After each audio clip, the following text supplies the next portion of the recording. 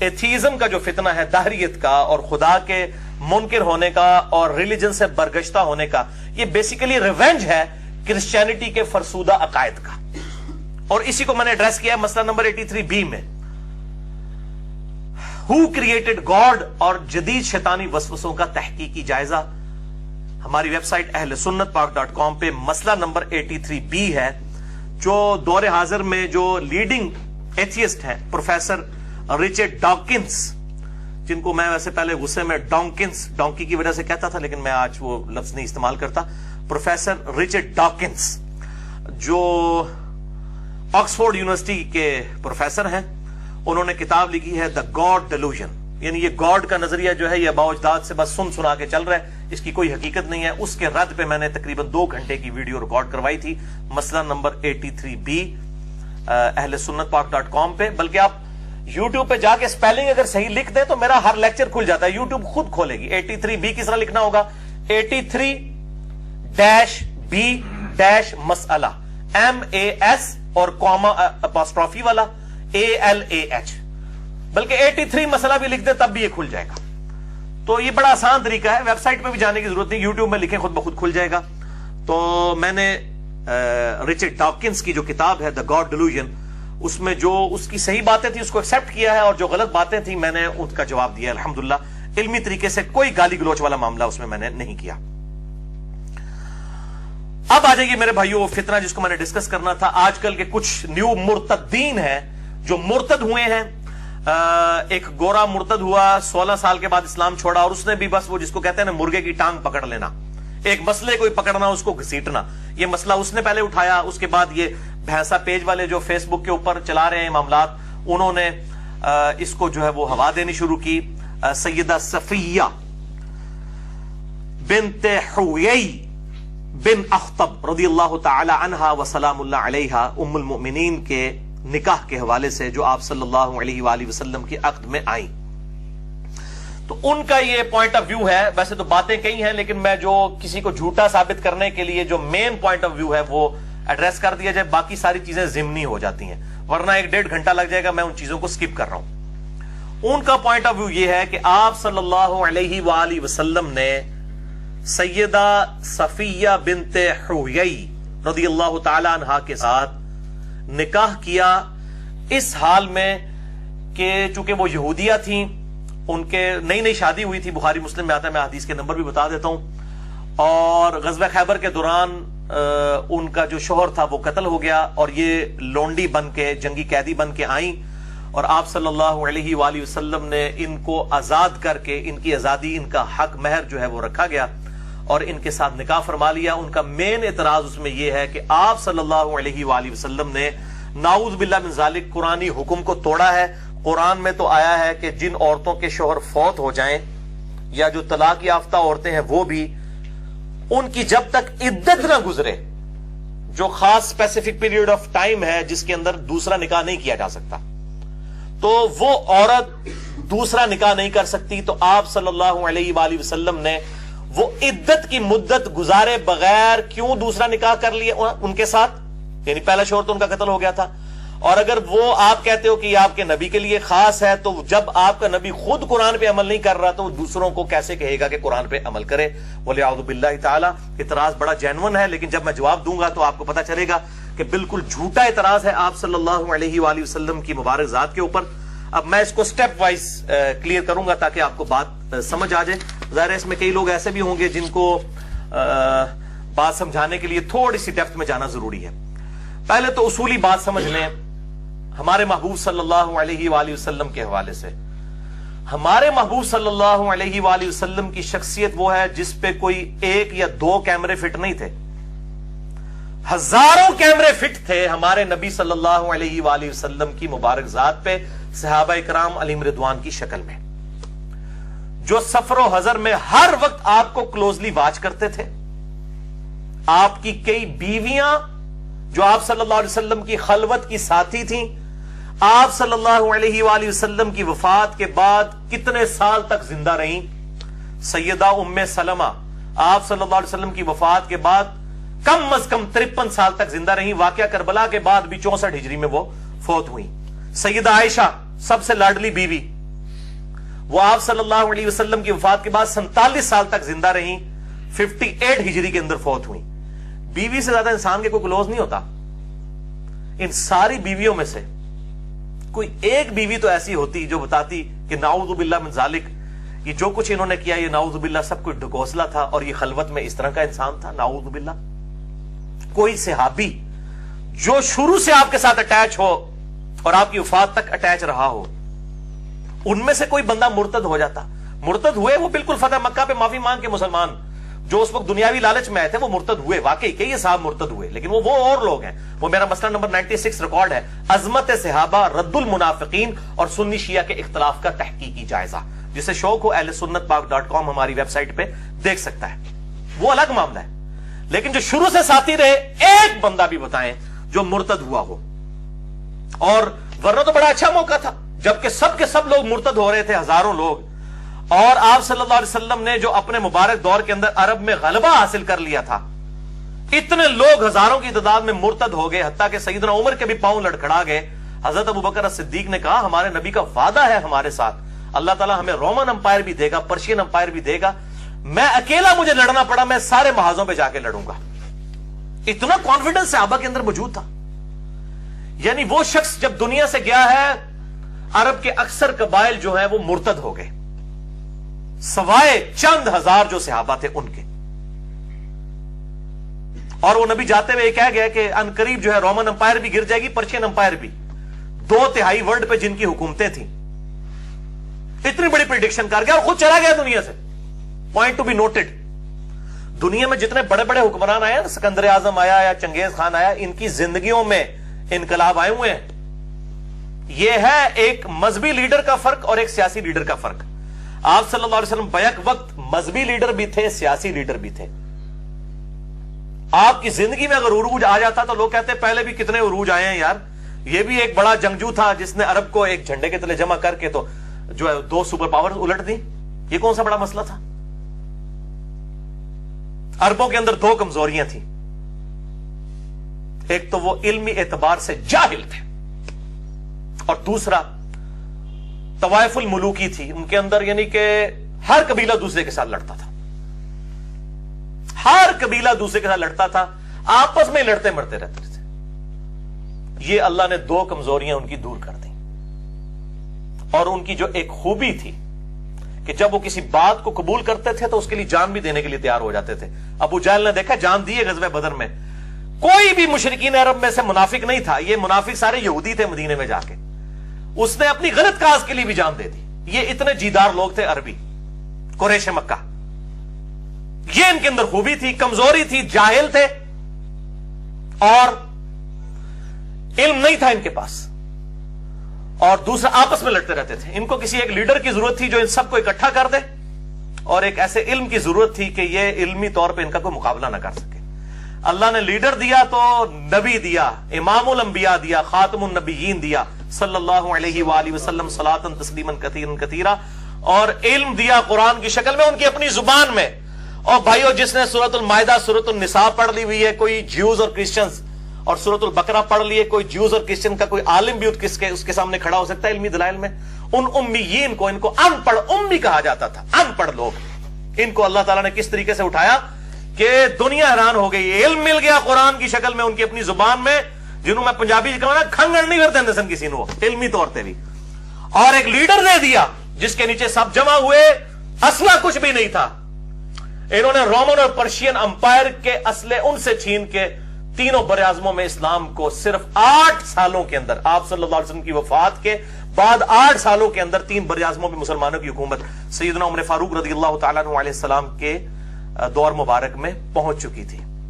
یہ غیر معمولی انقلاب دنیا نے دیکھا، اور وہ انقلاب آج تک ہے۔ دنیا کے انقلاب وقت کے ساتھ ختم ہو گئے، کمیونزم کا انقلاب بھی اپنی موت مر گیا۔ یہ انقلاب ایسا ہے دنیا کے ہر کونے میں آج بھی 5 وقت اذان ہوتی ہے اور لوگ مسجد میں نماز کے لیے آتے ہیں۔ گلی گلی انقلاب یہ نظر آ رہا ہے، اور قیامت تک انشاءاللہ یہ انقلاب چلے گا انشاءاللہ تعالی۔ ہزاروں کیمرے جس شخص کے اوپر فٹ تھے، کسی نے کوئی بات رپورٹ نہیں کی ہے، یہ ہمارے نبی کا کریکٹر تھا الحمدللہ۔ ان کی وفات کے بعد اسی پیشن کے ساتھ صحابہ کرام نے اس دعوت کو عام کیا، یہ اس سے بڑی دلیل تھی۔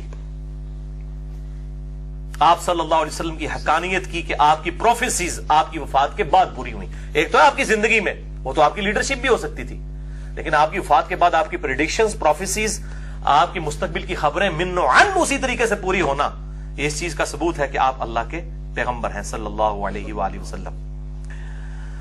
بھائیو، اسلام میں عدت کا مسئلہ پہلے سمجھ لیں. میں یہ جو اعتراض کیا ہے سیدہ صفیہ کے نکاح کے حوالے سے، تو یہ امت میں سنی شیعہ سب کا اتفاق ہے، اجماعی مسئلہ ہے. 2 پوائنٹس آپ سمجھ لیجئے. نمبر 1، مطلقہ کی جو عدت ہے وہ کتنی ہے، یعنی طلاق یافتہ جو خاتون ہے اس کی عدت کتنی ہے. میں وہ آیات نہیں پڑھوں گا ورنہ ٹائم زیادہ لگ جائے گا، آپ خود پڑھ لیجئے گا. سورۃ البقرہ آیت نمبر 228 میں اللہ تعالیٰ نے جو طلاق یافتہ عورت ہے اس کی عدت بتائی ہے کہ جس عورت کو طلاق ہو خاوند کی طرف سے، اس کی عدت کہتے ہیں جس ٹائم پیریڈ کے لیے وہ نیا نکاح کرنے سے رک جائے گی، وہ شمار کرے گی اس کو.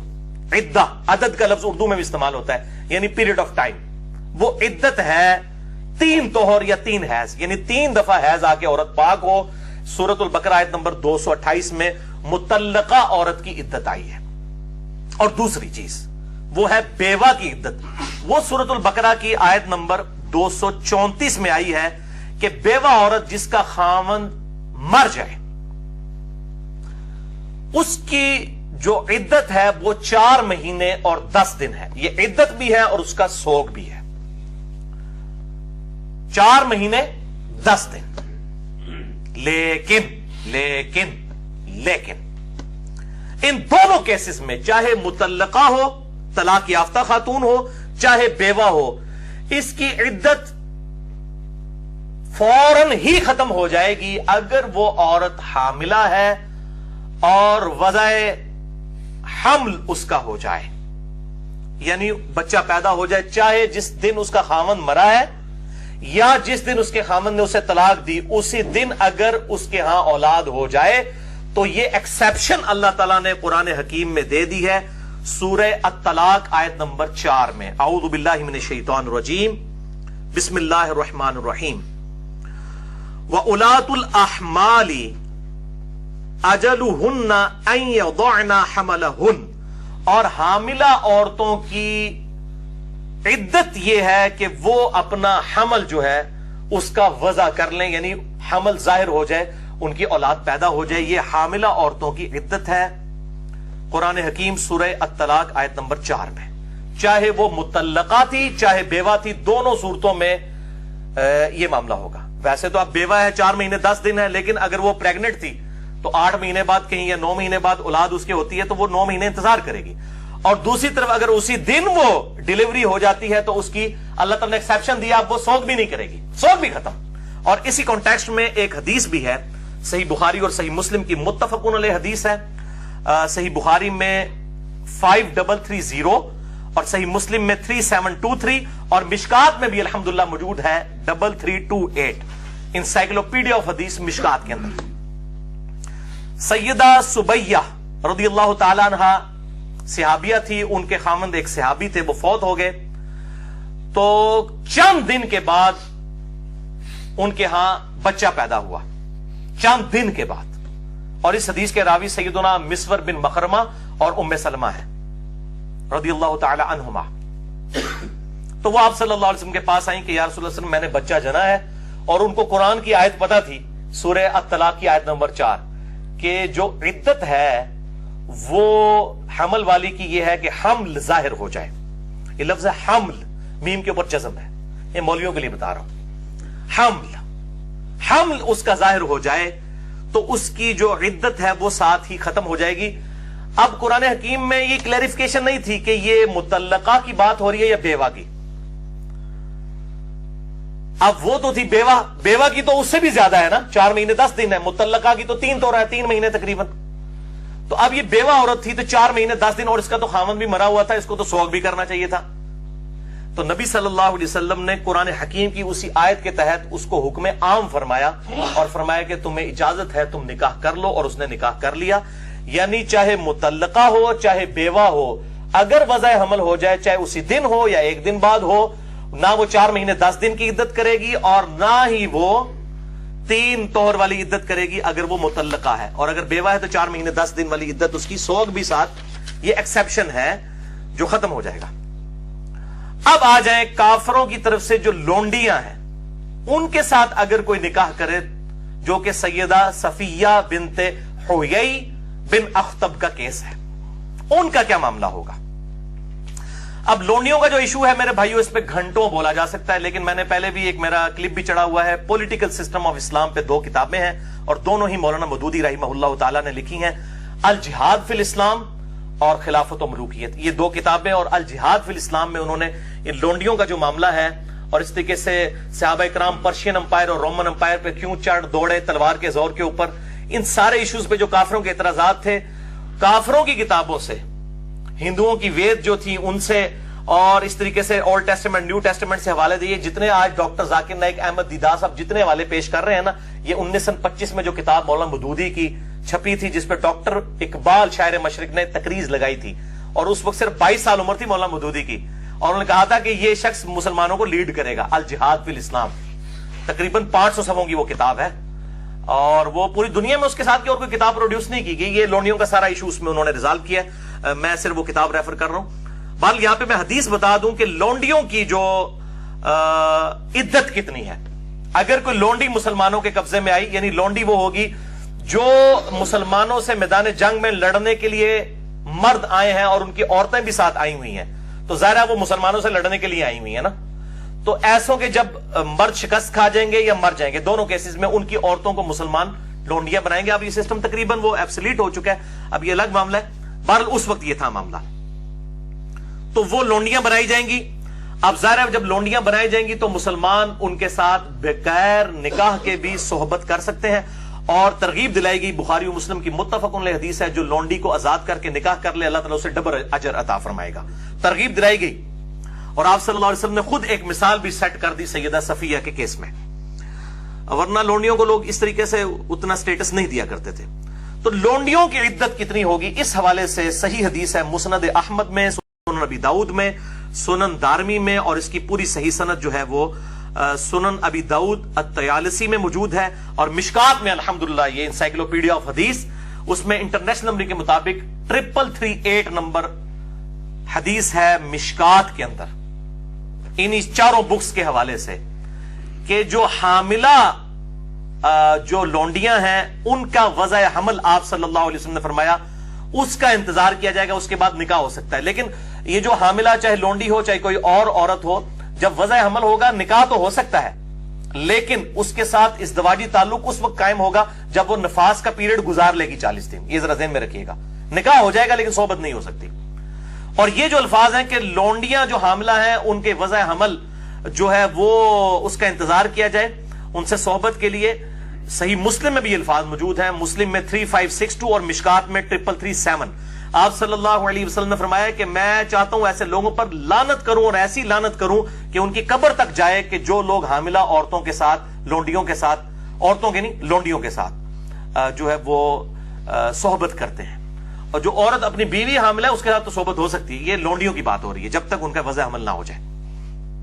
یہ الفاظ تو مسلم میں بھی ہیں، باقی جو میں نے حوالہ دیا مشکات 3338 اور مسند احمد، سنن ابی داؤد اور سنن دارمی اور سنن ابی داؤد الطیالسی کے حوالے سے، اس میں اگلے الفاظ ہیں کہ اگر لونڈی حاملہ نہ ہو تو 1 حیض تک انتظار کیا جائے گا، 1 دفعہ اسے حیض مینسز اور پیریڈز آ جائیں جو 7 دن کا پیریڈ ہوتا ہے، مہینے میں 1 دفعہ عورتوں کے ساتھ یہ اللہ نے نیچرل معاملہ رکھا ہے، 1 حیض اس کو آ جائے تو پھر حاملہ کے علاوہ جو عورت ہے اس کو ذرا حیض آئے گا تو وہ حاملہ نہیں ہوگی، تو جو غیر حاملہ عورت ہے اس کو 1 حیض آ جائے اور وہ لونڈی ہے تو اس کے ساتھ نکاح کیا جا سکتا ہے۔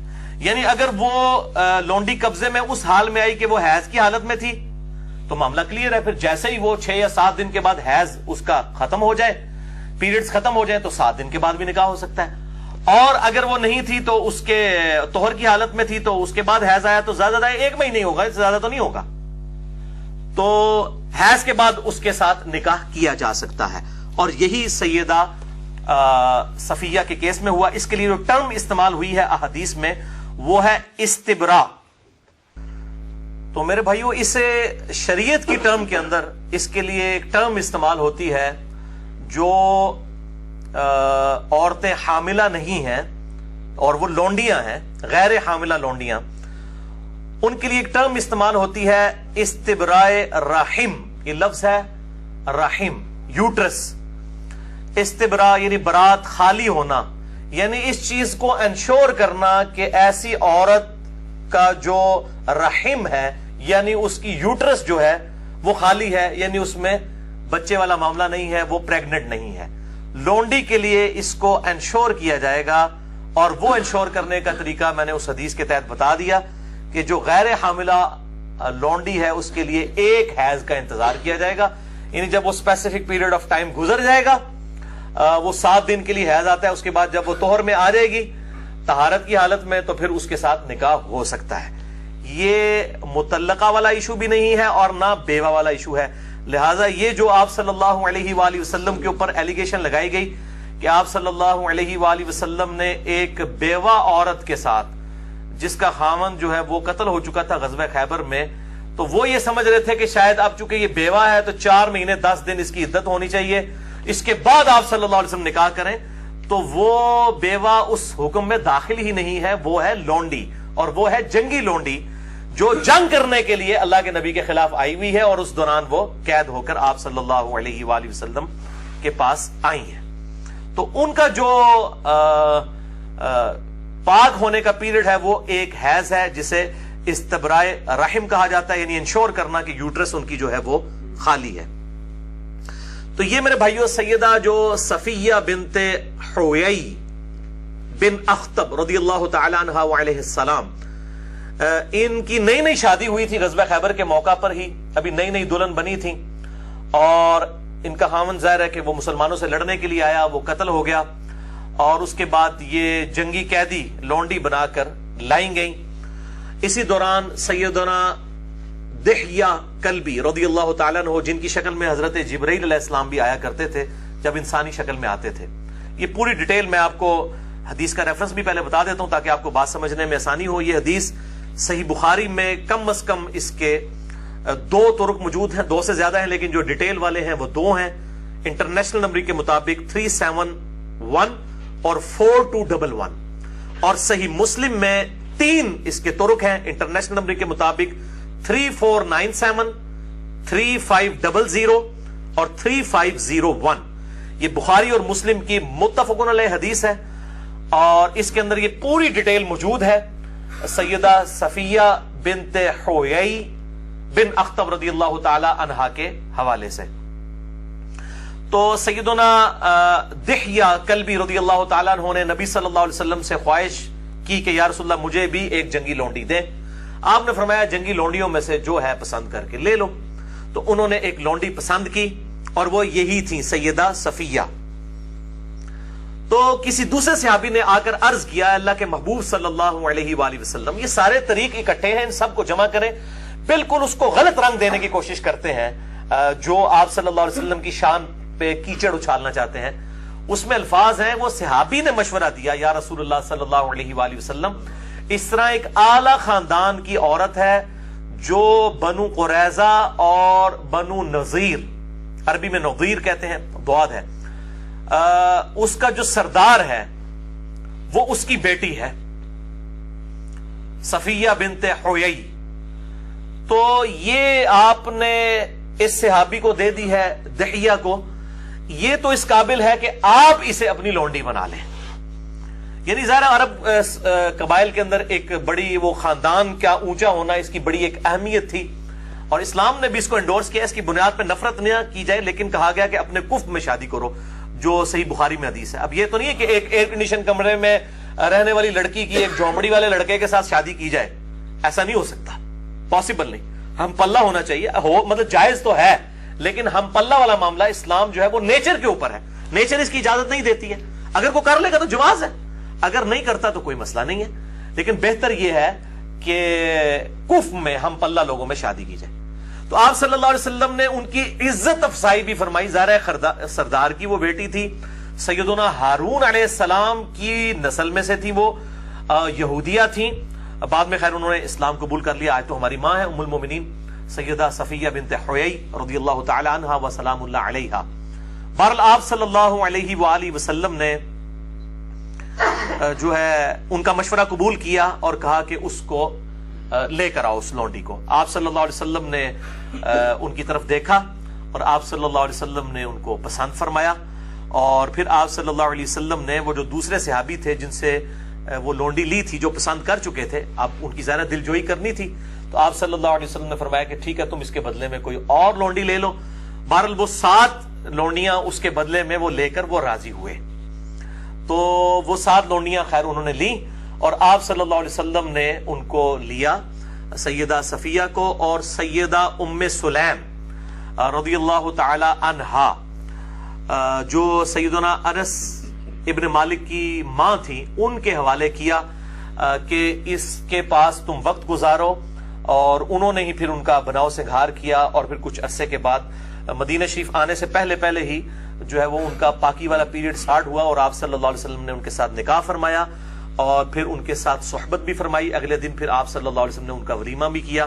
ان احادیث میں بخاری اور مسلم میں ڈیٹیل سے موجود ہے. ahlsunnatpak.com ہماری ویب سائٹ سے آپ ڈاؤن لوڈ کر کے پڑھ سکتے ہیں. صحیح بخاری انٹرنیشنل نمبر 371 اور 4211 اور صحیح مسلم میں 3 طریق ہیں, 3 طرق 3497 3500 اور 3501. اس میں یہ پوری ڈیٹیل موجود ہے. بہرحال جو اعتراض ان کا تھا کہ جی بغیر عدت کے آپ صلی اللہ علیہ وسلم نے قرآن کے حکم کی نعوذ باللہ مخالفت کی اور نکاح فرما لیا, تو بھائیو لونڈی کی عدت جو ہے وہ 4 مہینے 10 دن نہیں ہے, چاہے وہ مطلقہ ہو چاہے بیوہ ہو, اس کی عدت جو ہے وہ 1 حیض ہے. اس کے بعد وہ پاک ہو جائے گی, چاہے وہ اس وقت بھی حیض کی حالت میں تھی تو وہ اگر اس کا آخری دن چل رہا تھا تو اگلے دن پاک ہو جائے گی, اور اگر نہیں آیا تھا تو 1 مہینے کے اندر تو 1 دفعہ آئے گا اور 1 مہینے کے اندر تو پاک ہو ہی جائے گی. باقی یہ ڈیٹیل پھر ظاہر صحابہ اس لیول پہ تو چیزیں رپورٹ نہیں کرتے نا, کیونکہ وہ ماں تھی, کوئی اپنی ماں کے بارے میں یہ بات نہیں کرے گا. تو حدیث میں نٹی گٹی اس طرح ڈیٹیل سے نہیں ہوتی ہیں, ظاہر وہ ماں بن چکی تھی نا, تو وہ ماں کے بارے میں جب احادیث روایت کی جائیں گی یہ خاص کنٹرول الفاظ کے ساتھ ہی کیے جائیں گے. لیکن الحمدللہ یہ جو آپ صلی اللہ علیہ وسلم کی عصمت پہ یہ بھینسا پیج کے اوپر حملے کیے جا رہے ہیں اس حدیث کے حوالے سے, ان کا منہ بند کرنے کے لیے ہمارے پاس صحیح بخاری صحیح مسلم دونوں میں الفاظ موجود ہیں جو میں آن کیمرہ انشاءاللہ اس HD ریکارڈنگ کے اندر دکھا دیتا ہوں. انٹرنیشنل نمبرنگ کے مطابق صحیح مسلم میں سب سے پہلے تو میں دکھاتا ہوں کیونکہ انہوں نے مسلم کی حدیث کو جو ہے وہ زیادہ اٹھایا اور اس میں بھی وہ طریق پیش کیا ہے 3501 جس میں الفاظ نہیں ہے, اس سے ایک طریق پہلے میں یہ الفاظ موجود ہیں 3500 صحیح مسلم انٹرنیشنل نمبرنگ کے مطابق. یہ صحیح مسلم ان کو دکھائیے, یہ مکتبہ اسلامیہ کی چھپی ہوئی ہے, دارالاسلام کی بھی ہے انٹرنیشنل نمبرنگ کے مطابق, اور اسلام 360 جو اینڈرائڈ ایپ ہے وہ بھائی اس دفعہ اسلام آباد آئے ہوئے تھے, فون پہ انہوں نے کہا کہ میں آپ کے لیکچرز بھی دیکھتا ہوں, میرے دوست بھی بڑا لائک کرتے ہیں, تو میں آپ سے آ کے ملوں گا اس حوالے سے گائیڈ لائنز لینے کے اعتبار سے. تو میں نے بھی ان کو کہا اگلی دفعہ ہر مہینے وہ 1 دفعہ کراچی سے اسلام آباد آتے ہیں, میں نے کہا اگلی دفعہ آئیں تو میرے مہمان ہوں, انشاءاللہ میں اس حوالے سے ان کو مشورہ بھی دوں گا. اس میں بھی یہ انٹرنیشنل نمبرنگ کے مطابق اسلام 360 پہ اب آ چکی ہے ہمارے بھائیوں کے مشورے کے بعد, پہلے وہ انٹرنیشنل نمبرنگ پہ نہیں تھی. اس میں 3500 انہوں نے شیئر کروائی ہوئی ہے بھینسا پیج کے اوپر اور باقی پیجز کے اوپر, جبکہ اس کے اندر اس سے 1 نمبر پہلے 3500 حدیث وہ میں آپ کو دکھا دیتا ہوں. یہ ذرا دکھائیے جی ان کو, یہ میں نے انڈر لائن کیے ہوئے ہیں الفاظ ریڈ کلر میں. یہ عربی بھی اس کی دکھا دیں اور اس کی اردو ترجمہ بھی ساتھ ہوا ہے جس میں بالکل واضح الفاظ موجود ہیں کہ سیدہ ام سلیم کے حوالے کر دیا گیا سیدہ صفیہ کو تاکہ وہ اپنی عدت ان کے پاس گزاریں. یہ الفاظ موجود ہیں راوی حدیث کے, عدت کے الفاظ موجود ہیں. اب میں یہ آپ کو پڑھ کے بھی بتا دیتا ہوں. وَتَعْتَدُّ فِي بَيْتِهَا وَهِيَ صَفِيَّةُ بِنْتُ حُيَيْ, اور ام سلیم کے گھر میں ان کو رکھا گیا تاکہ وہ عدت پوری کریں, اور یہ لونڈی تھیں صفیہ بنت حیی رضی اللہ تعالی عنہا و سلام اللہ علیہا. یہ مسلم شریف کے الفاظ ہیں اور یہ ایسے ظالم ہیں بےمان لوگ ہیں, انہوں نے اس سے اگلا والا طریق شیئر کرایا ہوا ہے جس میں الفاظ نہیں تھے اور کہتے ہیں دیکھیں جی پورا واقعہ ہے, عدت کے تو الفاظ ہی کوئی نہیں, بغیر عدت کی شادی کر لی.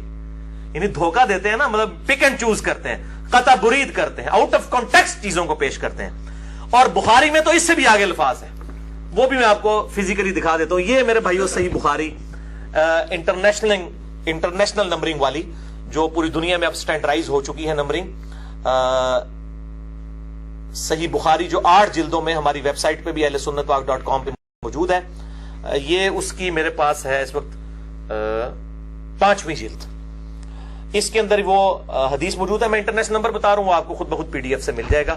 صحیح بخاری میں جو ہے غزوہ خیبر والا ہی چیپٹر, آپ دیکھیں نا خیبر کے موقع پہ ہوا, کتنی بےمانی ہے کہ یہ ادھر ادھر سے طریق اٹھا کے پیش کر رہے ہیں. خیبر کے اندر جو طریق موجود ہے کتاب المغازی چیپٹر میں, غزوہ خیبر کے باب کے اندر, وہ دکھانے کے لیے تیار ہی نہیں ہے. یہ صحیح بخاری میں انٹرنیشنل نمبر کے مطابق 4211 نمبر حدیث ہے. اس میں نے وہ والا پورشن انڈر لائن کیا ہوا ہے, یہ والا.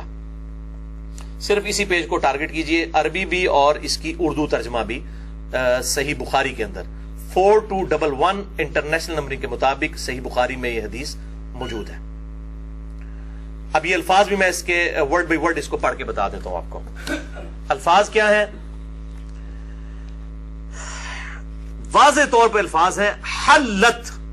حلت کے الفاظ ہیں کہ حلال ہو گئیں, جب پاک ہو گئیں سیدہ جو تھی صفیہ, اس وقت پھر آپ صلی اللہ علیہ وآلہ وسلم نے ان کے ساتھ نکاح فرمایا اور پھر ان کے ساتھ خلوت بھی فرمائی, جو ازدواجی تعلق قائم کیا.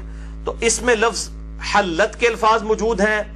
اس میں جو الفاظ موجود ہیں تعتدو کے الفاظ موجود ہیں, تعتدو کے الفاظ موجود ہیں, عدت پوری کی. اور اس میں الفاظ موجود ہیں کہ وہ حلال ہوئی, پاک ہوئی, جب اس کے بعد آپ صلی اللہ علیہ وسلم نے ان کے ساتھ تعلق قائم فرمایا. تو یہ بالکل دھوکہ دیتے ہیں جو کہتے ہیں جی وہ بغیر جو ہے وہ عدت پورے کی ہوئے, عدت پوری ہوئی ہے. اور باقی ڈیٹیل جسے شوق ہو تو میں نے حدیث کا نمبر بتا دیا. اور باقی جو ادھر ادھر کے اعتراضات کیے جاتے ہیں میرے بھائیوں, تو ان کے اوپر اگر ہم جواب دینا شروع کریں, اصل بات یہ ہے اف گاڈ ایگزسٹ, اگر خدا ایگزسٹ کرتا ہے پھر باقی سارے سوال بے معنی ہو جائیں گے. خدا کے وجود کے اوپر بات کریں, پھر باقی ساری چیزیں اس کے حکم سے اور اس کی مقرر کردہ شریعت ہے. اور میں پھر آخر میں پھر چیلنج کر رہا ہوں ان ایتھیسٹ لوگوں کو کہ آپ ایک آئیڈیل ماڈل پیش کریں کہ یہ آئیڈیل ماڈل ہونا چاہیے انسانیت کا, اس طرح خدا کو بنانا چاہیے تھا, ایسا ہونا چاہیے تھا. میں اس میں ہزاروں کیڑے نکال کے بتاؤں گا. وہ تو کچھ بھی کیا جا سکتا ہے. تو کسی بات پہ تو رکنا ہوگا. اور دنیا جو ہے امتحان کی جگہ ہے. انشاءاللہ جب مریں گے تو سارے معاملات سامنے آ جائیں گے. اور میں ان کو دعوت اصلاح دوں گا کہ اپنی آخرت نہ برباد کریں. اور اس کے اگینسٹ مسلمانوں سے کہوں گا کہ جو اس طرح کی باتیں کرتے ہیں ان کو ہمارے کلپس شیئر کروائیں, علمی طریقے سے بات کریں, گالی گلوچ نہ کریں, اور بس جتنی بات سمجھانے والی اتنی سمجھائیں. اس کے بعد گھول کے کسی کو پلانا نہیں ہے. ہمارا کام صرف حق کو واضح کرنا ہے. اور علم کے میدان میں جذبات کی کوئی حیثیت نہیں ہوتی. آپ علمی دلائل سامنے رکھیں, اس کے بعد جذبات کو چھوڑ دیں. جس نے حق بات قبول کرنی ہوگی انشاءاللہ ضرور کرے گا. اللہ تعالیٰ سے دعا ہے جو حق بات میں نے کہی اللہ تعالیٰ ہمارے دلوں میں راسخ فرمائے. اگر جس بات میں میرے منہ سے کوئی غلط بات نکل گئی تو اللہ تعالیٰ ہمارے دلوں سے معاف کر دے. ہمیں کتاب و سنت کی تعلیمات پر عمل کر کے دوسرے بھائیوں تک پہنچانے کی توفیق عطا فرمائے. سبحانک اللہم و بحمدک, اشہد ان لا الہ الا انت, استغفرک و اتوب الیک, وما علینا الا البلاغ المبین. جزاکم اللہ خیرا.